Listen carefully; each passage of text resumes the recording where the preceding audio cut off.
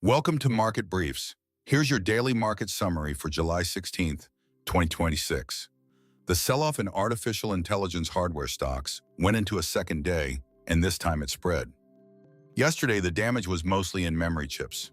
Today, it hit almost everything connected to artificial intelligence. SanDisk fell nearly 13%. Seagate dropped 10%. Corning and Western Digital each fell about 9%. And it spread into new corners. Bloom Energy, which makes power systems for data centers, dropped almost 14%. So did Nebius, a cloud computing company. Here's the detail that matters most. Taiwan Semiconductor, the company that actually manufactures most of the world's advanced chips, reported strong earnings, and the stocks fell anyway.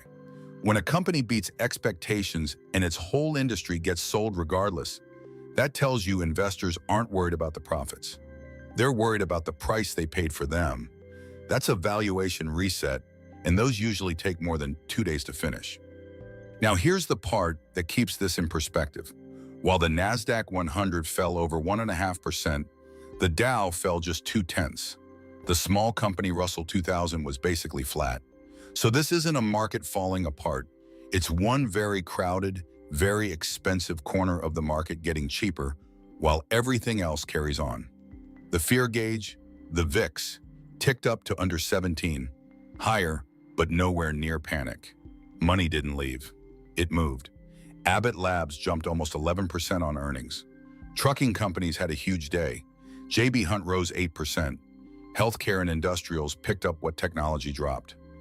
The reason for a lot of today's action was the economic data, and it came in hot. A closely watched survey of factory activity in the Philadelphia region came in at 41. Economists expected 13. That's an enormous surprise. And weekly unemployment claims fell to 208,000, better than expected. Strong data sounds like good news, and it is, but it also means the Federal Reserve has less reason to cut interest rates. Short-term bond yields rose immediately. Here's the encouraging part, though. Expectations for future inflation actually went down today. So the market repriced growth, not inflation. That's a much healthier combination. The biggest single move of the day was gold, which fell over 2% to under $4,000 an ounce, its lowest level since November of last year. Silver fell even harder, down almost 4%. This deserves a moment because it's genuinely strange. There is an active military conflict between the United States and Iran right now. The Strait of Hormuz, where about a fifth of the world's oil passes through, is disrupted. That is exactly the situation where gold is supposed to go up. It went down instead. Why? Because higher interest rates make gold less attractive. It pays you nothing to hold it. Right now, gold is behaving like an interest rate investment, not a safe haven. That's a meaningful shift in how that market is thinking. Bitcoin slipped under 1% to about $64,000, but it beat almost everything today. It fell less than tech stocks, less than gold, and less than other cryptocurrencies like Ether and Solana. And something notable happened underneath.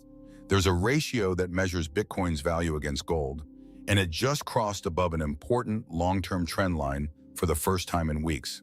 In plain terms, among the assets people buy to protect their money, Bitcoin is now winning that race against gold.